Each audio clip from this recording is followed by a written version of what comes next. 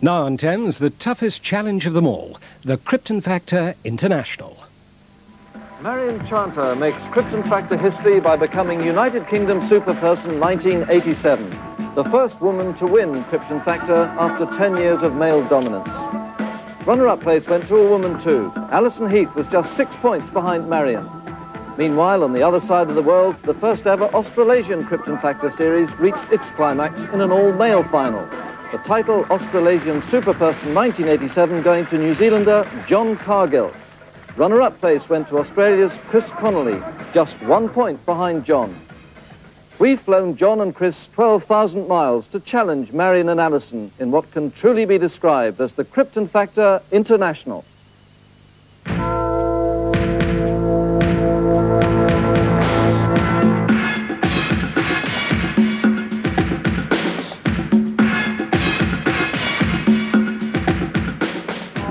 I'm Marion Chanter, age 32, a baker from Lostwithiel in Cornwall. I'm Christopher Connolly, age 21, an engineering student from Sydney, Australia. I'm Alison Heath, age 21, a trainee chartered accountant from Manchester. I'm John Cargill, age 36, a university technician from Auckland, New Zealand.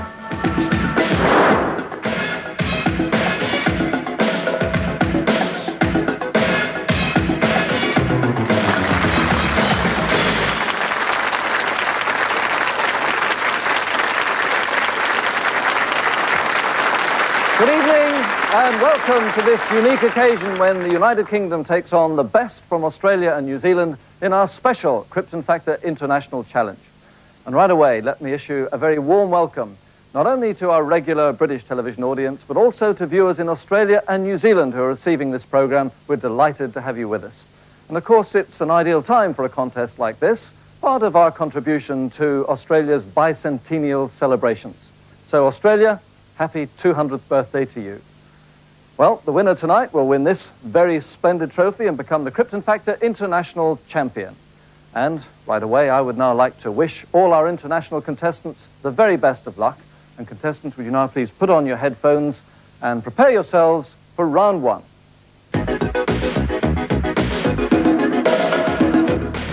And tonight's mental agility is a knockout round. 10 points will go to the winner, then 6, 4 and 2 points to second, third and fourth respectively. Now this very tough test will take our contestants round the world to a number of destinations. They will see on their screens the names of cities that they're going to visit. At the same time, they will hear from me the order in which they will visit those cities. But the order I give won't be chronological, first, second, third, etc. Instead, it will be out of sequence, fourth, second, first, etc.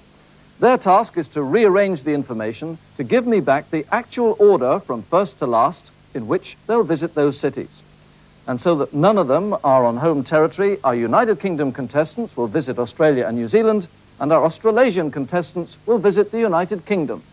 Right, stand by contestants. We start with 4 cities. Marion, turn to your screen, please. Second. Fourth. First. Third. Perth, Adelaide, Christchurch, Sydney. That is correct. Chris, turn to your screen, please. Third. First. Fourth. Second. Belfast, London, Edinburgh, Portsmouth. Correct. Alison, would you turn, please? Third. Second. Fourth. First. Canberra, Auckland, Melbourne, Darwin. Correct. John, would you turn to the screen, please? Second. Fourth. Third. First. York, Durham, Oxford, Cardiff. Correct. Right, let's really put the pressure on the contestants now by jumping from 4 to 6 cities. Marion, to your screen, please. Third. Fifth. First. Fourth. Sixth. Second.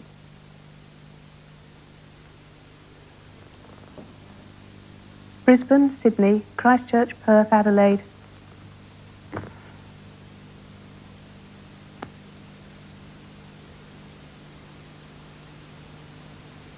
Auckland.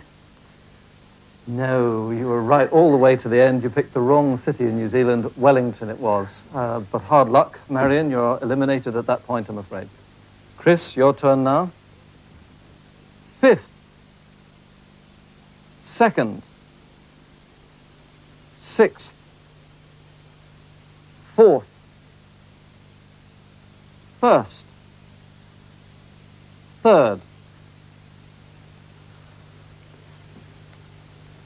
Gloucester, York, Portsmouth, Cardiff, Durham, Belfast. Last, you got the last two the wrong way round. So close, it should have finished Belfast, Durham. Hard luck, Chris, but you two are eliminated at that point. Alison, turn to the screen, please. 2nd. 5th. 1st. 6th. 4th. 3rd. Sydney, Canberra,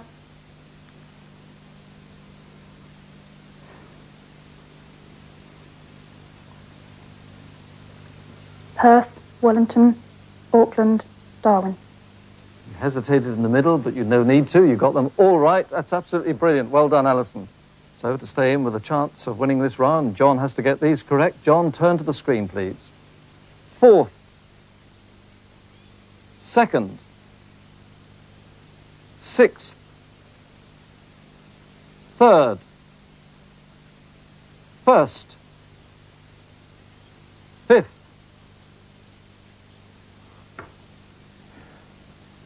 Oxford, Edinburgh, Chester, London, Gloucester, York. Absolutely right. Well done, John. So now we have a battle between Alison and John as we go to an incredible 7 cities. Alison, turn to the screen, please. 3rd. 5th. 2nd. 7th. 1st. 4th. 6th.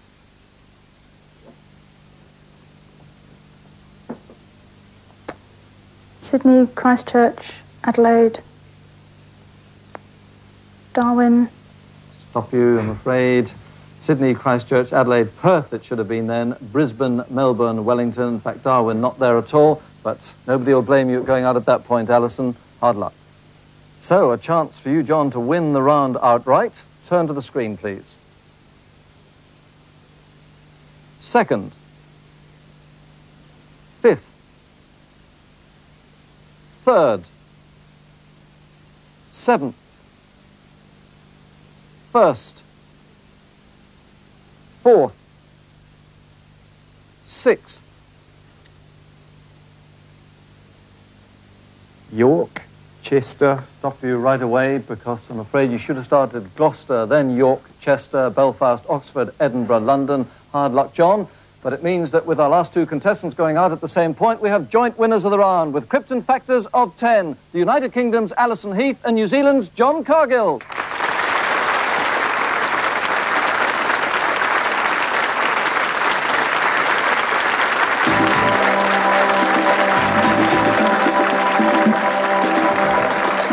A great start, and now our international lineup must tackle the Krypton factor observation test. As usual, 2 specially shot drama scenes to watch very closely and 5 differences to spot in the second version. Right, contestants, will you turn quickly to your screens now, please, for a suitably international take 1 and take 2. Take 1. Yes, we're here to meet Billy.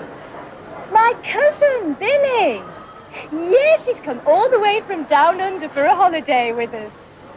Look, I better go. He'll be here soon. Ta-ra.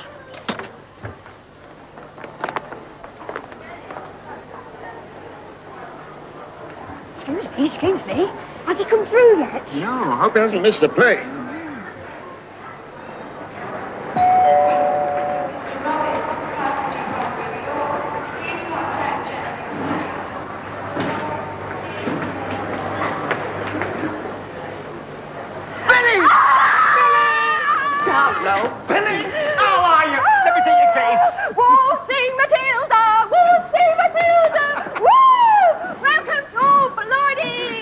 Billy, let's go get a taxi.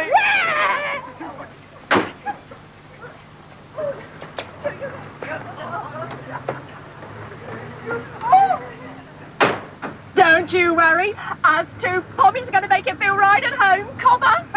OK, sport? What do you say, Bruce? You said it, Sheila. Hey, Blue. Tie me kangaroo down, sport. Tie me kangaroo down. Tie me kangaroo down, sport. Tie me kangaroo down. All together now. Tie me kangaroo down, sport. Tie me kangaroo down. Tie me kangaroo down, sport. Tie me kangaroo down. I said you'd feel at home. Sit down. We've got your favourite beers and a few reminders of home. Frank, put the Rolf Harris records on for Billy.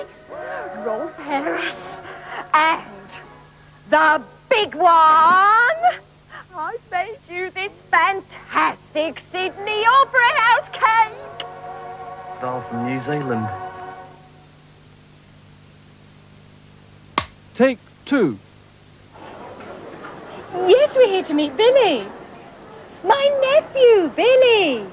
Yes, he's come all the way from down under for a holiday with us.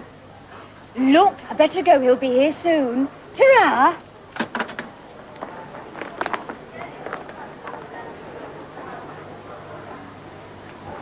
Excuse me. Has he come through yet? No, I hope he hasn't missed the plane.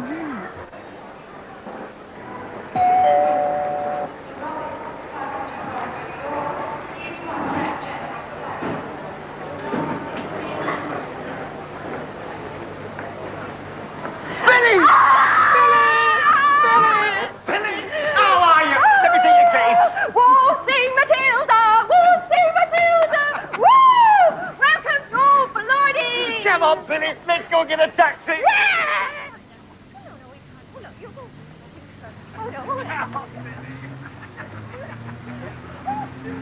Don't you worry. Us two Pommies are going to make you feel right at home, copper. OK, sport? What do you say, Bruce? You said it, Sheila. Hey, Blue. My boomerang won't come back. My boomerang won't come back. I've waved the thing all over the place. Right until I was blue in the face. I'm addicted, crazy, I'm rich in the my boomerang won't come back. I can ride a kangaroo. Yeah.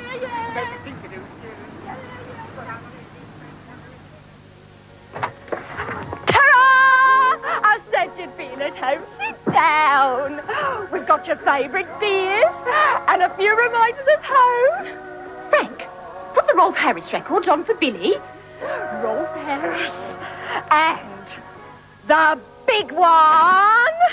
I made you this fantastic Sydney Opera House cake. Doll from New Zealand.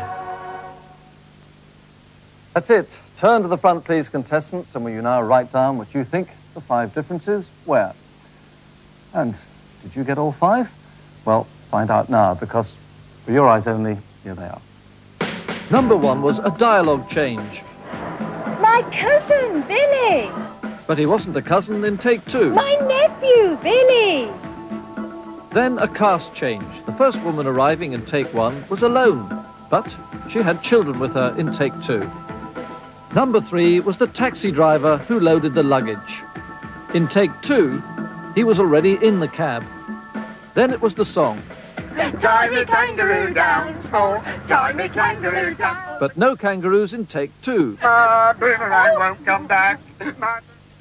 And change number 5. The main airport building was clearly visible in take 1, but a taxi had already passed it in take 2. Those then were the differences. I have the contestants' answers in front of me, some good performances and one outstanding one. Remember, it's 2 points for every difference spotted, and I'll go through it in reverse order. Chris, you got 2 right and 4 points. John, you also got 2 right, 4 points to you. Marion almost got there. She got 4 right and 8 points. But Alison, 100%, she got all 5 right, 10 points to you. Well done. And we shall now enter all the points won in that round to the scoreboard. And it means that in second place, New Zealander John Cargill, but out in front, stretching her lead to a Krypton factor now of 20, the United Kingdom's Alison Heath.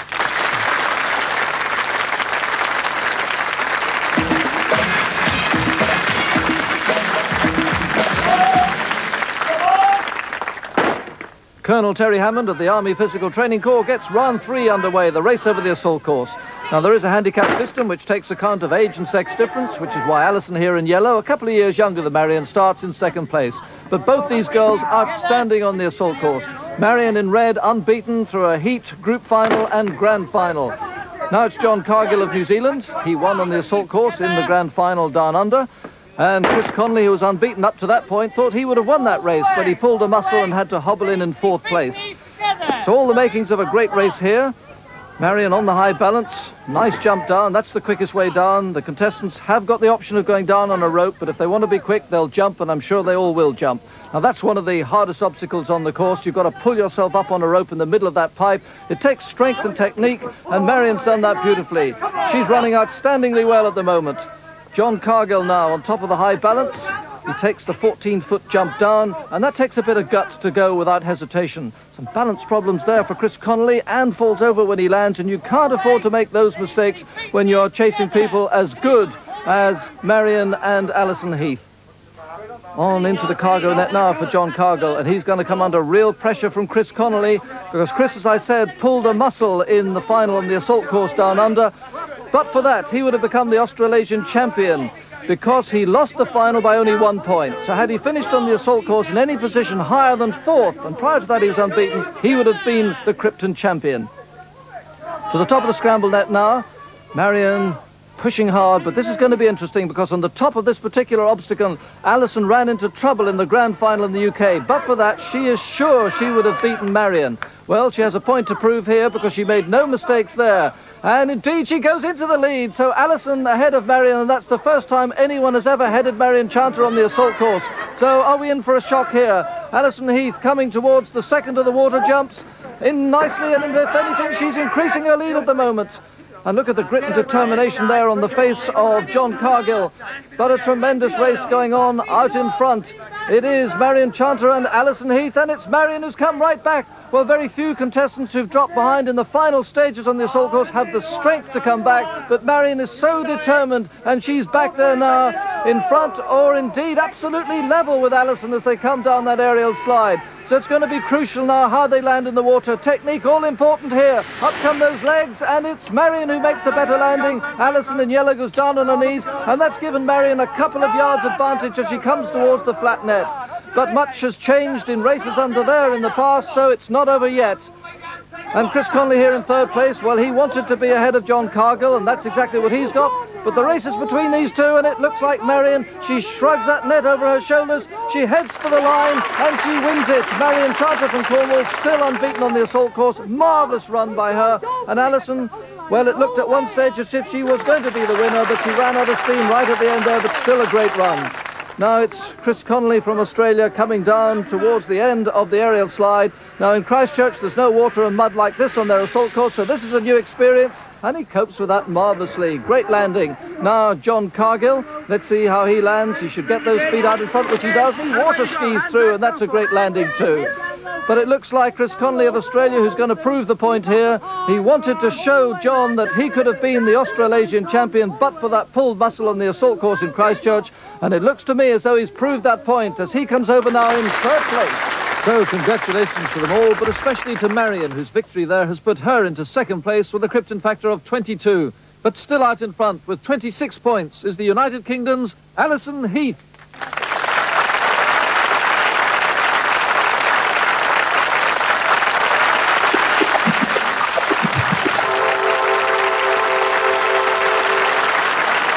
The contest wide open as we enter the penultimate round. In front of the contestants tonight, we have an elliptical frame and a number of irregularly shaped blocks. Their task is to place the blocks into the frame in order to create a diagrammatic representation of the Earth's surface. Are you all ready, contestants? The test starts now.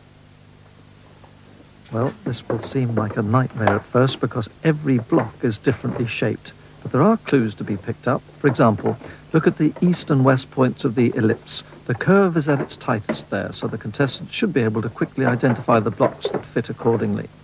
But, as Marion here has sussed, the place to start is at the bottom. They should identify the block featuring the Antarctic, and then look for the familiar shapes of New Zealand and Australia to fit towards the right-hand side, just as John Cargill here has done. Now, the contestants will also find that the junctions between neighbouring blocks coincide with the lines of longitude and latitude marked on the frame, and that should help them as well. Chris Connolly from Sydney, and there's real pressure on him and on John Cargill and Marion, because the record book shows that the contest leader, Alison Heath, has never been beaten in this particular round. So, I was going to say, could she be toppled? And there, North America almost toppled from its perch. John Cargill making pretty good progress. Do note the black line running from England to Australia via South America. That was, in fact, the route taken by the First Fleet on its voyage to Botany Bay back in 1788. Now, is this the finish for Alison? Is she going to keep that 100% record? She is indeed. Well, that's brilliant. She won the intelligence test in the heat, in the group final, in the grand final, and now she's done it again. A maths graduate from Manchester University. Brilliant. And just a couple of seconds behind her, Marion Chanter, by the look of it. Yes, indeed. She gets second place and 6 points. It's another outstanding performance. Now, who's going to get third? Well, it's nice to see a smile still on the face of Chris Connolly, despite this tough test. They've all coped with it magnificently. And I think it's John Cargill who's going to get a little bit of revenge for the assault course here by finishing third. Yes, he does it. So well done, John. 4 points to him. Well, that was such a tough test. We're all amazed they did it so well and so quickly. But with one round to go, let's go quickly to the scoreboard and see how that affects the situation. And, well, she's stretched to lead again. 8 points clear. The leader with a Krypton factor of 36, the United Kingdom's Alison Heath.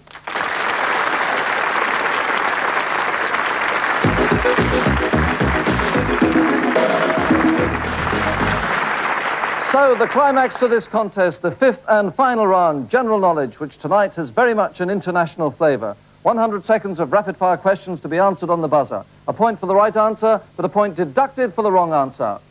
Are you ready, contestants? The clock starts now. The Strait of Messina separates which island from Calabria in Italy? John? Sicily. Correct. Of which of the arts is St. Cecilia the patron saint? Marion? Singing. Music. Music, yes, that's just in time. Which composer wrote Follies, A Little Night Music and Company? The answer is Stephen Sondheim. Sonora, Tabasco, Yucatan and Chihuahua are states of which, John? Mexico. Correct. In the 1968 Mexico Olympics, who won the men's high jump and gave his name to Chris? Fosbury. Correct. The scientific study of fossils is called what? John? Paleontology. Correct. The Schönbrunn Palace and the Hofburg Palace are in which European city? Answer is Vienna. Which river flows through Vientiane and Phnom Penh to a delta? Chris? The Mekong. Correct. Blessed are the meek, says the Bible, for they shall what? Inherit Alison? the earth. Correct. Whom did Mikhail Gorbachev succeed as leader of Chris? Chenenko. Correct. Besides cherubs, what's the plural of cherub? Marion? Cherubim. Correct. The nuclear power station at Chernobyl was about 55 miles north of which city? The third? Chris? Kiev. Correct. The key of G major has how many sharps in its signature? John? 1. Correct. In 1981, which Nobel Peace Prize winner was assassinated at a military parade in Egypt? John? Sadat. Correct. In sooth, I know not why I am so sad is the first line of which Shakespeare play spoken by Antonio? Chris? Julius Caesar. No, the Merchant of Venice. What's the capital of Venezuela? Chris? Caracas. Correct. Animal crackers, monkey business. That's it. The end of the round and the contest. And the winner tonight, the Krypton Factor International Champion with a Krypton Factor of 37, the United Kingdom's Alison Heath.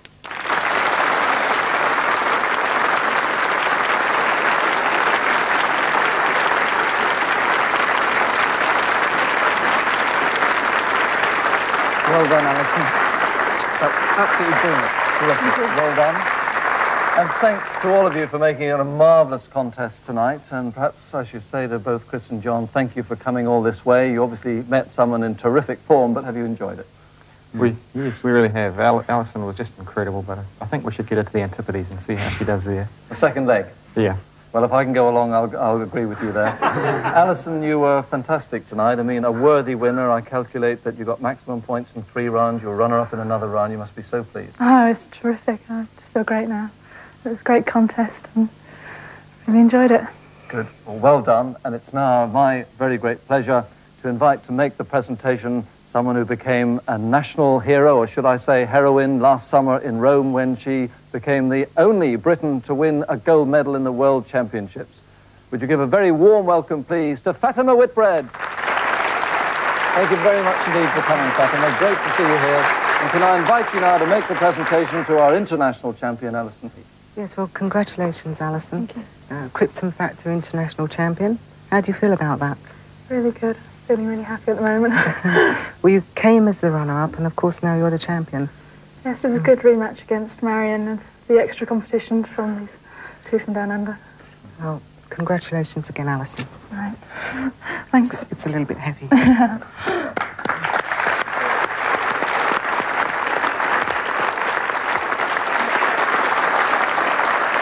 Well, our thanks to Fatima Whitbread for making the presentation, and that brings us to the end of a very enjoyable contest. Thanks, obviously, to all our contestants, particularly Chris and John, for flying 12,000 miles to be with us. And it's goodbye to all of you in the United Kingdom, in Australia and New Zealand.